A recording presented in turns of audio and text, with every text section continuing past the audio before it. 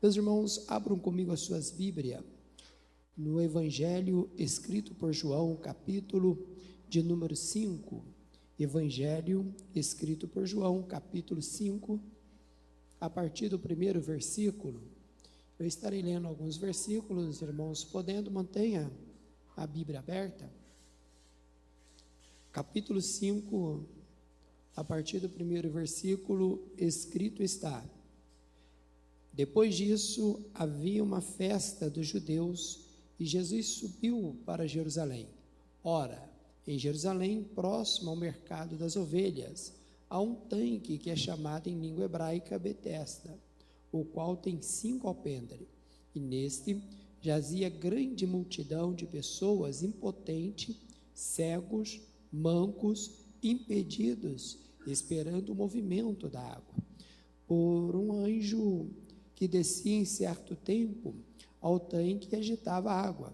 E aquele, pois, que primeiro estava na água, após ter sido agitada, sarava de qualquer enfermidade que estivesse. E ali estava um certo homem que tinha uma enfermidade, e havia 38 anos. Jesus, vendo ele deitado e sabendo que ele estava nesse estado havia muito tempo, disse-lhe: Tu queres ficar são? O homem impotente respondeu-lhe: Senhor, eu não tenho homem algum que me coloque no tanque quando a água é agitada, mas enquanto eu vou, desce outro antes de mim. Jesus disse-lhe: Levanta-te, toma o teu leito e anda. E imediatamente o homem ficou sã, tomou seu leito e andou, e aquele dia era sábado. Amém, amados? Meus irmãos, esse texto dentro dos evangelhos, dentro do evangelho narrado por João, é muito conhecido por todos nós. Creio eu que todos que têm acesso à Bíblia, que têm o hábito de ler, ouvir, já ouviu essa narrativa. Outros, quem sabe, já ouviram através de hinos que cantam fazendo menção desta maravilha ou de mais um dos milagres que Jesus realizara no seu ministério terreno. Como toda a Bíblia, sempre tem verdade prática, verdade espiritual que nos edifica. E aqui nesse evangelho nós vamos extrair algumas verdades que podem impactar a nossa vida de uma tal forma que nós já vamos começar já encaminhando para a última semana de março, certo que a vitória que não veio até ontem pode começar a acontecer hoje. No evangelho, o evangelista ele começa narrando que havia uma festa dos judeus e Jesus subiu para Jerusalém. É bem verdade que quando olhamos essa expressão, João ele faz um quadro muito interessante sobre a vida no ministério, morte e ressurreição de Jesus. Ele mostra através da festa judaica todo o processo, todo o cumprimento das festas judaicas na pessoa de Cristo. Quando olhamos em João capítulo 1, no versículo 14, identificamos já o nascimento de Cristo, quando diz que o verbo se fez carne e habitou entre nós. A palavra habitou, ele já traz uma expressão que tabernaculou, e todos nós sabemos que a intenção do tabernáculo, que João, que não era muito comum na linguagem do Novo Testamento, que ele utiliza no versículo 14 do capítulo 1, tem a lembrança do Êxodo capítulo 25, no versículo 8, que traz qual era o propósito do tabernáculo. Era Deus estar entre, era Deus estar no meio, era Deus estar com o seu povo. E João usa essa expressão para dizer que o verbo se fez carne. Que verbo que é esse? É o mesmo verbo que ele abre o primeiro versículo do capítulo 1 de João, do seu evangelho, quando ele narra que o verbo, que no princípio era o verbo, e o verbo estava com Deus, e o verbo era Deus. João, de uma propriedade muito grande, por ele escrever já para uma igreja ou para um povo mais versátil, constituído, diferente de Marcos, diferente de Lucas, diferente até mesmo de Mateus, que quando eles escrevem os evangelhos, quando eles fazem a narrativa, não que seja limitado ao público que eu vou falar, mas sim uma proporção maior para um público específico. Por exemplo, Mateus escreve mais para os judeus, e fica muito claro quando ele faz algumas menções ali dos ritos, das festas ou das cerimônias do judaísmo. Marcos escreve mais aos romanos, ainda que abrange outros, mas o seu conteúdo tem uma característica mais aos romanos, imperativos, emergencial, ação. Lucas escreve mais aos gregos, onde vai trazer como a Cristo a sabedoria de Deus, e tudo isso traz um agregado importante para a nossa vida, porque quando chega em João, ele vai escrever agora não apenas para um grupo específico, ou para um grupo específico em maior número, mas para um todo, e ele vai trazer também conceito diferente dos 3 primeiros evangelistas, que traz muito mais a ação de Cristo, e João ele traz muito mais a doutrinação, isto é, ele traz ali sobre a divindade, a humanidade de Cristo. É registrado praticamente em todos os capítulos narrado pelo evangelista João. Nós vamos ver a humanidade e a divindade de Cristo, e muitas vezes dentro do mesmo capítulo é expressada a humanidade e a divindade de Cristo. Isso é muito rico, isso é muito edificante, isso também é muito essencial para a vida e para a fé da igreja. Agora, quando chega no capítulo 5, ele vai narrar mais uma das maravilhas que Cristo faz. Então vai trazer a natureza humana de Cristo. Por quê? Porque diz que Jesus, lá em Gálatas, Paulo vai dizer que ele nasceu debaixo da lei. Então, como um judeu, ele cumpre as leis, as ordenanças da lei. Por esta razão, nós encontramos muitas vezes Jesus subindo a Jerusalém nos dias das festas. Vocês sabem que os judeus tinham algumas festas, e temos algumas em especiais, que era chamado as festas nacionais, isto é, que todos os judeus tinham que participar. Entre elas a festa do tabernáculo, temos a festa da Páscoa, e essa festa Jesus ele sempre esteve ali. E quando Jesus vai para o templo, tinha próximo ao mercado ou à entrada das ovelhas ali uma porta, e essa porta é tão interessante que quando você pega a estrutura do templo, você vai observar e vai também analisar lá em Neemias, que essa porta onde entrava as ovelhas, essa ovelha era para quê? Onde era o símbolo do culto da antiga aliança, onde era sacrificada, levada para o altar, onde o sacrifício entrava por aquela porta. Agora entenda isso, as ovelhas que passavam por aquela porta não eram levadas morta, era levada viva. Por quê? O que representa? Que o culto que nós trouxemos não deve ser morto, tem que ser um culto vivo. Por isso que Paulo, em Romanos capítulo 12, ele fala: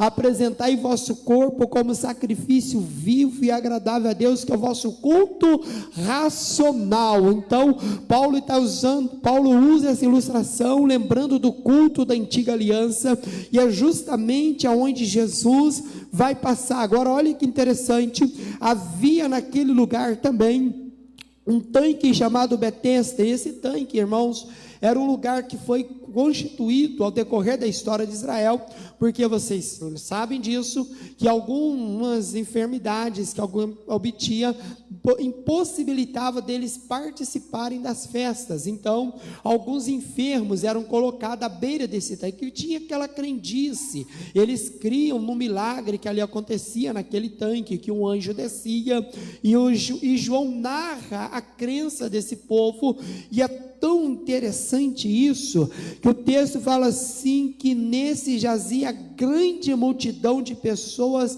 enfermas, cegos, mancos e impedidos, esperando o movimento das águas. Tinha pessoas que tinham esperança que poderiam ser curados ali, eles estavam do lado de fora do templo, acreditando que poderiam ser curados ali, mas no versículo de número 5 diz, que estava ali um certo homem que tinha uma enfermidade há 38 anos, Jesus vendo ele deitado, sabendo que ele estava nesse estado há muito tempo. Por que Jesus sabia que ele estava naquele estado?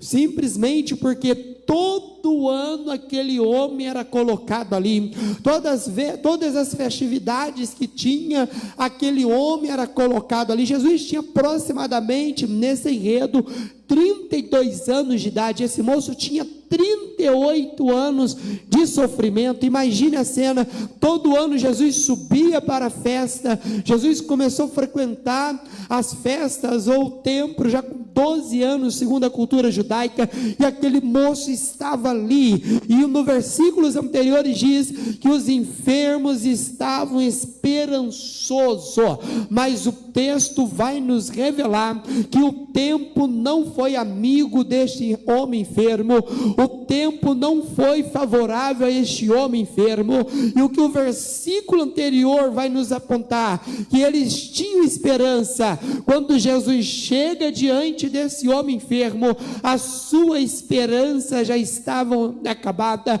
ele tinha acabado com toda a expectativa que podia ser curado. É que acontece com muitas pessoas, conforme o tempo vai passando e as coisas não acontecem segundo as suas expectativas, assim acontece com algumas famílias, conforme o tempo vai passando e as coisas começam a sair do controle, e antes das coisas virem bem, começa a vir mal, e vai passando os meses, vai passando os anos, e aquela fé que a pessoa tinha, ou aquela esperança que a pessoa tinha, que as coisas poderiam mudar, vai enfraquecendo, a ponto de conformar com a desgraça, de conformar com aquilo que gera tristeza. Mas nesta noite Deus nos reuniu aqui para renovar a nossa fé, para dizer que ainda não é o fim, para dizer que aquele que sabe o que nós estamos passando, ele está na casa nesta noite. Deixa eu ver quem está comigo nessa. Eita Deus. E observa que, sabendo que ele estava assim há muito tempo, ele diz para o homem: quer ficar são? Jesus faz uma proposta para ele. Jesus fala: você quer, em outra tradução, quer ficar curado? Olha, a pergunta de Jesus é muito clara, a pergunta de Jesus é muito direta: quer ficar são? Mas o texto vai dizer desta forma, que o moço respondeu dizendo: Senhor, como que isso é capaz? Pois toda vez que a água é agitada, vai outro antes de mim. Antes ele fala: não tem ninguém que me ajuda. Observa, Jesus perguntou: você quer ser curado? Você quer ficar são? E o homem respondeu: não tem ninguém que me ajuda. Aqui fica a primeira observação: Jesus não está oferecendo ajuda para ele, porque muitas pessoas até poderiam ajudar, muitas pessoas, quem sabe alguns poderiam estender a mão, alguém poderia levá-lo ao tanque, mas não podia garantir a cura, não podia garantir o milagre. Então a expectativa dele mudou. Não tem ninguém que possa me ajudar, mas eu quero parafrasear e aplicar: Jesus não está oferecendo ajuda, Jesus está oferecendo milagre. Jesus está oferecendo o sobrenatural. Muitas vezes, meus amados irmãos e irmãs em Cristo, nós infelizmente vai passando o tempo, até acreditamos que Deus faz milagre, até cantamos que Deus faz milagre, até verbalizamos que Deus faz milagre, mas quando passamos por situações e somente o milagre pode ser a resposta, parece que não vai acontecer, parece que está muito longe da nossa realidade. Sim, pode estar longe das condições humanas, mas não está longe da manifestação de Deus.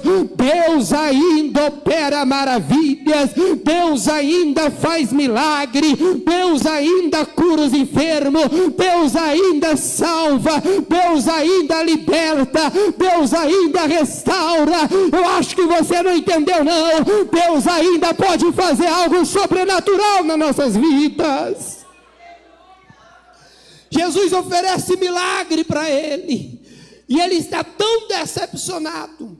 Ele fala: não tem ninguém por mim. Como que não tem ninguém? Primeiro, a família. Às vezes passamos por momentos que você olha, parece que nem a família pode resolver sua situação. A sociedade: não tem ninguém por mim. Segundo alguns historiadores, dizem que tinha uma crendice também, que aquela água tinha poder milagrosas. Então posso te dizer que nem a medicina da época foi suficiente para aquele homem. Eles criam que tinha um anjo, então nem o poder místico foi a solução para aquele homem. Quem sabe você que está nos ouvindo aqui nesta noite, já buscou soluções em tantos lugares, de tantas formas, mas só que não houve resultado. Mas está aquele que é maior do que o anjo, que é maior do que o tanque, que é maior do que a família, que é maior que a sociedade. Está aquele que não estende a mão somente para ajudar, mas está em nosso meio aquele que estende a mão para curar, para libertar, para abençoar. Deixa eu ver quem toma posse dessa palavra, já vai recebendo o milagre nesta noite. E ele vai então continuar ouvindo. Jesus fala: ei. E Jesus fala assim para ele. Jesus disse: levanta-te. Porque ele tinha uma decepção. Ele fala: olha, outros são curados primeiro do que eu. Imagina, 38 anos, Jesus já iniciou o ministério 2 anos anteriores. Não poderia ter curado ele pelo menos com 36 anos de sofrimento, 2 anos a menos? Às vezes você fala: por que Deus não fez isso ainda? E se tem uma questão que nós nunca vamos ter uma resposta plena, é sobre o propósito de Deus. Mas entenda, o fato de eu não compreender plenamente o propósito de Deus, não significa que Ele não tenha propósito. Então cabe-nos confiar nele. E Ele está dizendo: vai outros em meu lugar. Isso é Ele que está falando. A decepção dele é tão grande que até os outros ser curado incomoda ele. Tem pessoas que já estão orando para o esposo e viu o esposo de outra converter e a dela não, já está incomodada. Tem mãe, tem pai que está orando pelos filhos, já viu filhos dos outros converter, os deles não, já estão incomodados. Até a bênção do outro te incomoda, mas vai mudar tudo, prepara. Porque eles vão até contar: foi o tanque, mas você vai dizer: foi Jesus. Alguém que foi antes vai dizer: foi o anjo, mas tu vai falar: foi Jesus. Alguém vai dizer: foi o remédio, foi o médico, foi o psicólogo, mas você vai dizer: foi Jesus que fez o milagre na minha vida e na minha casa. Aleluia. E o texto diz: levanta-te, toma tua cama e anda. Qualquer uma pessoa, qualquer em sã consciência, pegar a sua cama. E outra coisa, isso é muito sério, porque existem algumas coisas no evangelho que às vezes nós acostumamos ler, mas esquecendo dos pormenores, que não é tão menor. Ele vai infringir uma lei aqui. A lei, no caso, porque o Império Romano, entenda isso, ele tinha um domínio sobre os judeus, na maioria das províncias, mas o domínio dos romanos era diferente de outros poderes, como os babilônicos, os assírios. Pastor, como assim? O domínio romano era assim: eles conquistavam na força, e depois ele criava um sistema de impostos. As leis daquele povo que ele dominava, os romanos não influenciavam, a partir do momento que aquelas leis e costumes também não viessem prejudicar o governo romano. Então eles deixavam. Então as leis judaicas tinham poder como as leis romanas. Por isso que alguns crimes, eles eram dirigidos a César. E aí eles discerniam se era apenas legislação religiosa. Esse homem aqui vai cometer um crime para a mente judaica por causa da lei. Ele vai pegar a cama, olha que interessante isso. Quando Jesus pergunta para aquele paralítico, quando Jesus fala, né, perdoados são teus pecados, e alguns vêm no seu coração pensar alguma coisa ao contrário, Jesus pergunta, qual é mais fácil dizer? Perdoados te são os pecados ou levanta-te e anda? Se nós perguntar, pastor Lelis, na nossa cultura, mais fácil é falar perdoados são os seus pecados. Padre vive falando isso no confessionário, dando absolvição. É mais fácil falar isso. Porque se você falar levanta-te, anda e não levantar, o negócio fica feio. É verdade ou não é? Mas naquela cultura não. A pessoa se colocar numa posição que fosse interpretada, que ele está na posição de Deus, poderia ser apedrejado. Então era um crime.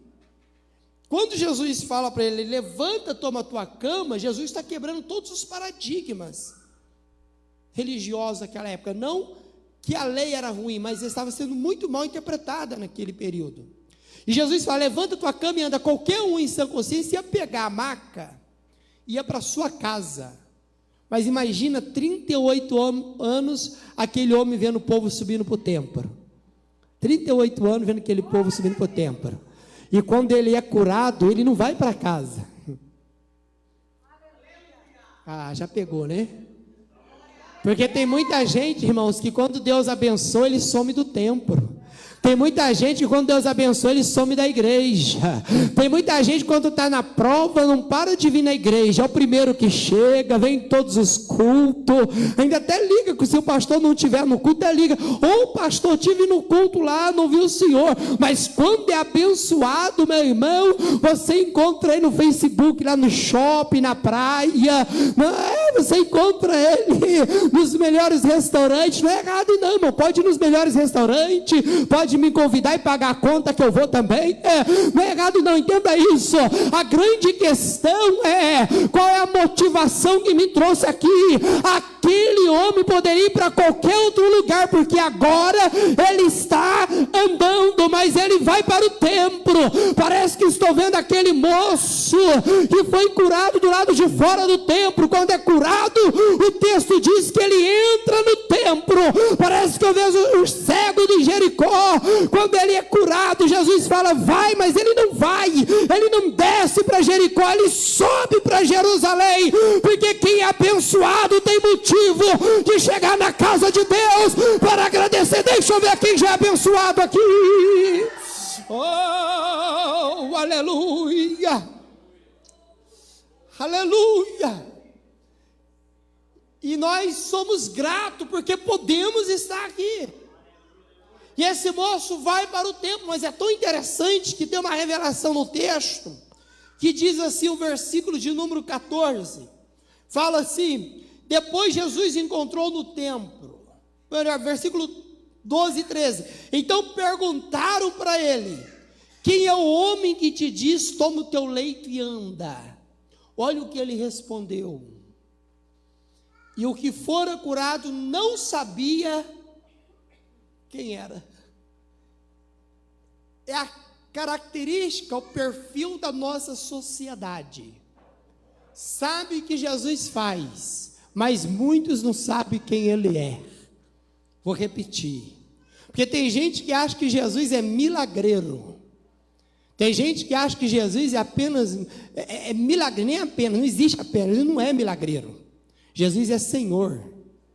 Vou repetir, ele não é milagreiro, ele é Senhor. E observa que muitas pessoas sabem o que ele faz. Muitas pessoas sabem que ele o ama, mas não sabem quem ele é. Ele é um Deus de relacionamento. Ele é um Deus que você tem a oportunidade de conhecer. Por isso que ele se fez carne para habitar está entre nós. Em Mateus capítulo versículo 23, tomando Isaías 7,14, diz que ele é Emmanuel, Deus conosco. Tem gente que conhece a sua operação, mas não conhece a sua pessoa. Quem não conhece a sua pessoa vive apenas correndo atrás de milagre, mas quem conhece a sua pessoa vive debaixo dos cuidados dele e é grato por ele. Ele fala, eu não conheço. Lá em João 9, versículo 12, quando Jesus cura aquele cego de nascença, perguntaram para ele assim, aonde ele está? Ele falou, não sei. Então, esse daqui não sabia quem ele era, mas sabia o que ele fez. O outro sabia o que ele fez, mas não sabia onde ele estava. Então, tem pessoas que não sabem onde Jesus está. Por isso que vai em muitos lugares procurar a felicidade. Tem muitos lugares que as pessoas vão buscar felicidade porque não sabem onde Jesus está. Tem muitas pessoas que estão vazias porque não sabem onde Jesus está. Tem muitas pessoas que vão correndo atrás de algo para se preencher, porque não sabem onde Jesus está. Mas a igreja está te apresentando Jesus esta noite, porque nós sabemos que Ele está na casa, Ele está em nosso meio, Ele preenche o que o mundo não preenche, o que as drogas não preenchem, que o pecado não preenche. Deixa eu ver quem sabe onde Jesus está. Deixa eu ver, aleluia. E Jesus continua dizendo, no versículo 13, e o que foi curado não sabia quem era, porque Jesus se havia retirado. Depois Jesus encontrou ele, porque ele não foi curado antes, que Jesus tinha que tratar algo. Olha que interessante, diz o texto, no versículo 14, ele encontrou no templo e disse-lhe, eis que tu já está curado, mas não peques mais, para que não te aconteça coisa pior. Então Jesus está falando para ele assim, olha, a situação estava feia, mas o pecado pode gerar coisa pior. O pecado tem consequências piores. Pior do que 38 anos à beira do tanque é a consequência que o pecado traz. E o que é pecado? Tem gente que não acredita que existe pecado. Tem gente que acha que pecado é apenas uma filosofia, um conceito religioso, uma ideia para colocar medo nas pessoas. Não, o pecado é uma realidade. Tem vários termos que a Bíblia nos apresenta relacionado ao pecado. Sim, desobediência, transgressão. Um termo do Novo Testamento muito comum, mas também raso ao mesmo tempo, é hamartias, erro do alvo. E o pecado, ele é tanto por natureza como prático. Lá em 1 João capítulo 1, no versículo de número 8 e 9, diz, aquele que não tem pecado singular, é mentiroso e não há verdade nele, mas aquele que confessa os seus pecados, ele é poderoso e justo para nos perdoar. Em Romanos 3, 23 diz que todos pecaram e destituídos estão da glória de Deus. A Bíblia é muito taxativa quando Davi fala da transgressão. Ele vai dizer no Salmo 51, versículo 5, eis que nasci em culpa, em pecado concebeu minha mãe, mas nós louvamos a Deus, enquanto o pecado é uma realidade, nós também temos a solução. Nós desfrutamos da solução, pastor. Qual é a solução para o pecado da humanidade? Ainda é Jesus, é o sangue de Jesus Cristo, que purifica de todo pecado. A Bíblia testifica em Lucas, no capítulo 19, no versículo de número 10, portanto o Filho do Homem veio procurar e salvar os que se haviam perdido.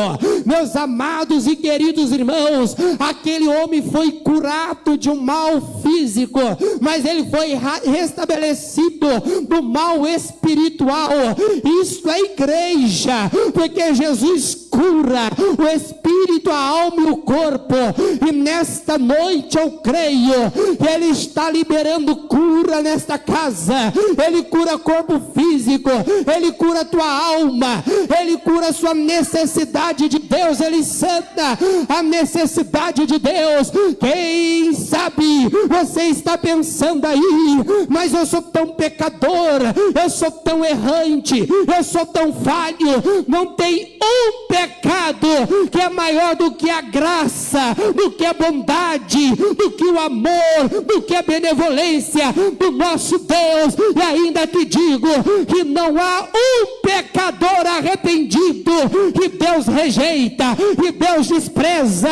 Pode ser que alguém te desprezou, pode ser que alguém te rejeitou, mas o Deus que eu prego nesta noite é um Deus que ama todos e dá oportunidade, e Ele chama todos dizendo: vinde a mim todos vós que estáis cansados e sobrecarregados, e eu vos aliviarei. Pecadores na mão de Deus é outra coisa, porque quando nos arrependemos, somos perdoados pelo Todo-Poderoso. Deixa eu ver quem já experimentou essa graça. Satanás é sujo, irmãos. Observa o texto de João 5, quando aquele homem estava de mal a pior, 38 anos, ninguém olhou para ele.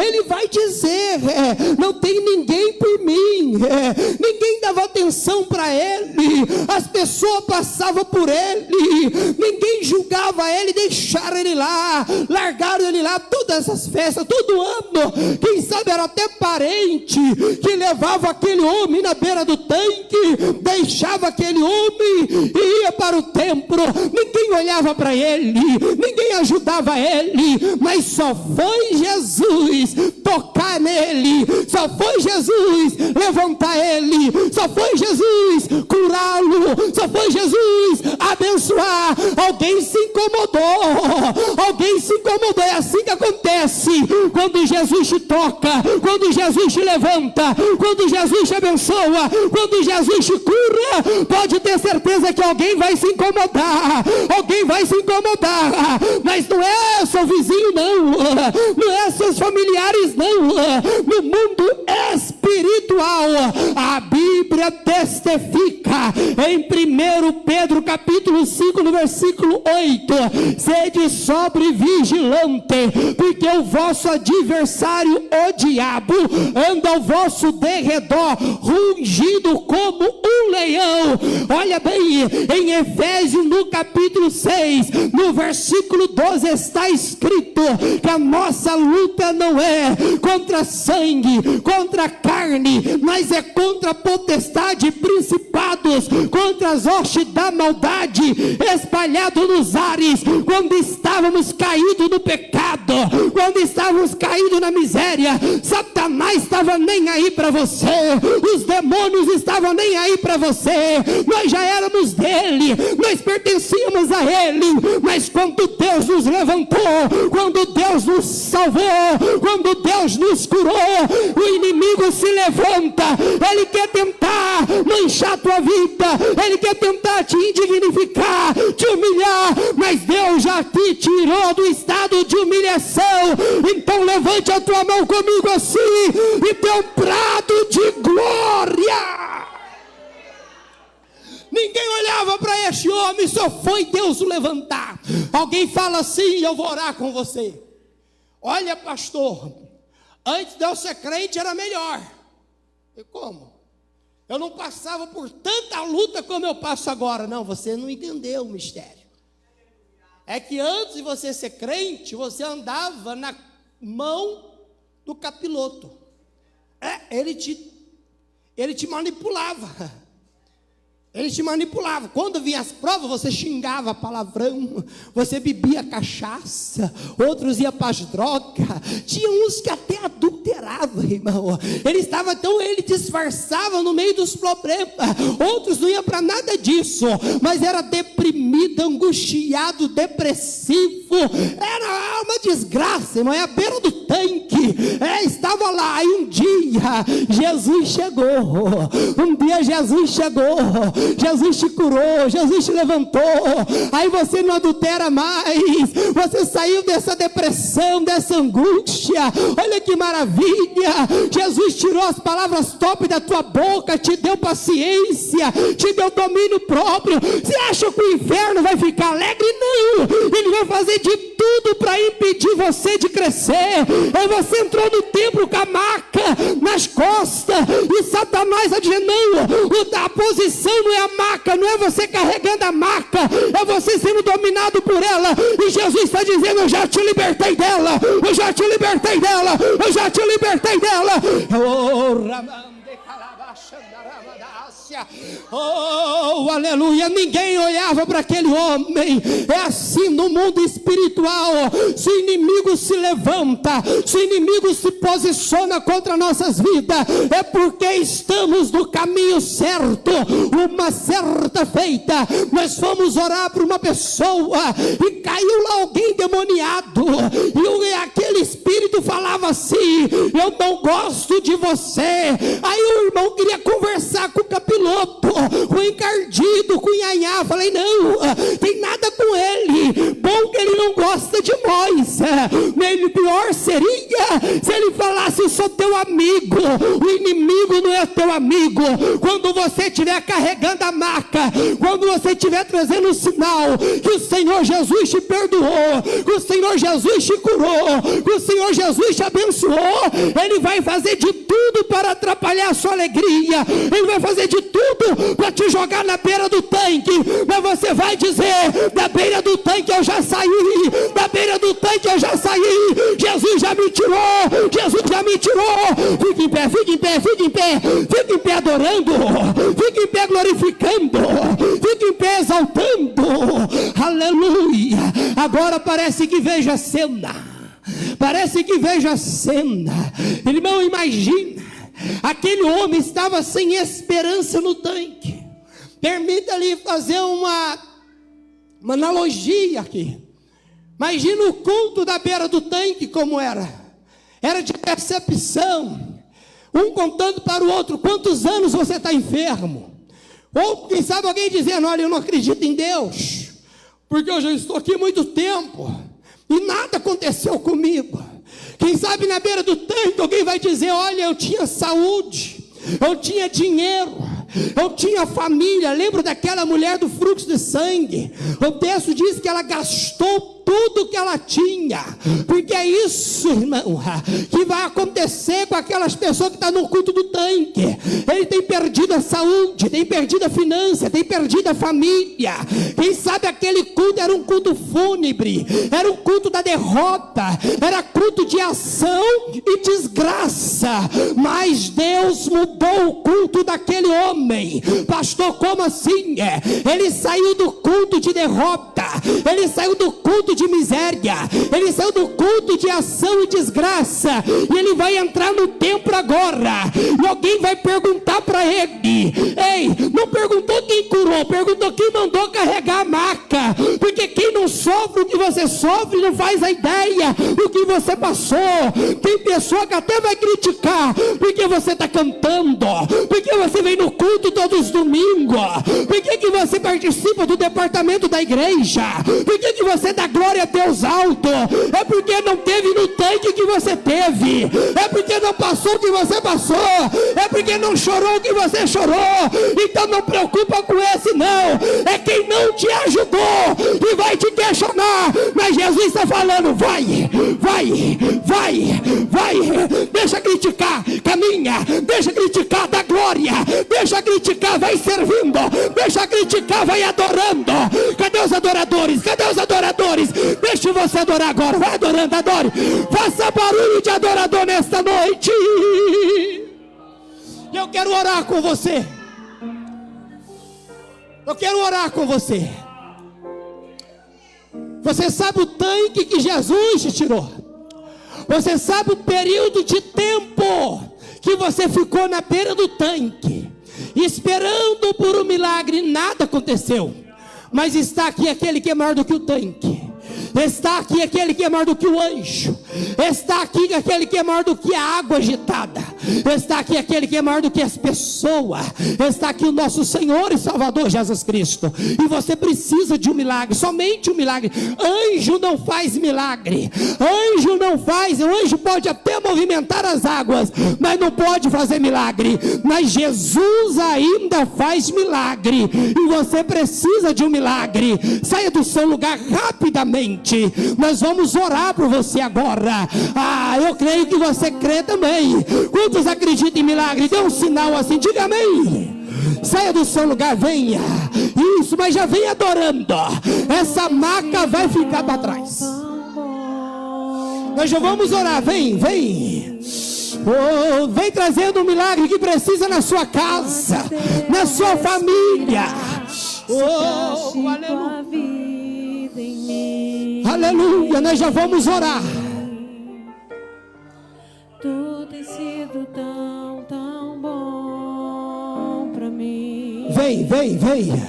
Pastor, mas já faz muito tempo, Senhor, o nosso Deus não está limitado ao tempo. Vem adorando. Os médicos já desenganaram, não tem problema. O médico dos médicos é Jesus, Ele está na casa.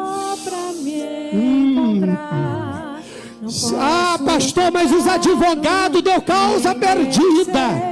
Não tem problema, Jesus, Ele é advogado e juiz. Vem. Aleluia. Impressionante, infinito. Aleluia. Nós já vamos orar. Você que ainda sabe que Jesus opera, você sabe que Jesus liberta, você sabe que Jesus cura, mas você ainda não conhece. Você por algum dia conheceu e por alguma razão está longe dele e quer voltar para Jesus essa noite, ou quer conhecê-lo de perto. Dê um sinal nesta oportunidade. Levante a sua mão, você que quer confessar Jesus como Senhor e Salvador da sua vida. Tem alguém aqui nesta noite, você que está em casa, você que recebe também esta mensagem, manda uma mensagem aí no comentário dizendo: eu quero Jesus, eu preciso de Jesus. Nós vamos orar por você também aqui no templo. Você que quer confessar, aceitar Jesus como o único e suficiente Salvador, dê um sinal assim com as suas mãos. Nós vamos orar por você, nós vamos nos alegrar com você, nós vamos bendizer a Deus com você. E nós vamos orar também pelos nossos irmãos e irmãs aqui nesta noite. Eu creio em milagre, eu creio em algo sobrenatural. Os senhores também creem, as senhoras também creem. E nós vamos buscar nesta noite a igreja que crê em milagre. Levante a sua mão comigo assim, estenda as tuas mãos aqui para frente. Você, meu irmão, minha irmã, ore conosco. Pai querido, Pai santo, nós acreditamos, Senhor, categoricamente que o Senhor opera, que o Senhor realiza, que o Senhor é um Deus de maravilha. Por isso, Senhor, nós oramos pelos teus filhos, nós oramos pelas tuas filhas, nós oramos, Senhor, pela necessidade deles. O texto diz que o Senhor sabia, que o Senhor sabia, que o Senhor sabia quanto tempo aquele homem sofria. E o Senhor sabe o tempo, o Senhor sabe a dimensão da necessidade do teu filho e da tua filha. Por isso, Pai querido, nós oramos agora, certo que o milagre já está acontecendo, tanto na vida dela, tanto na vida dele, quanto também nos seus lares. É no nome de Jesus que nós declaramos o sobrenatural também sobre a vida da igreja. Manifesta a tua bênção, manifesta a tua graça, e somente quem vai sair carregando a sua maca, somente quem vai sair cantando o hino da vitória, enche o teu pulmão e dê uma rajada de glória a Deus. Derruba muralhas, destrói as mentiras pra me encontrar.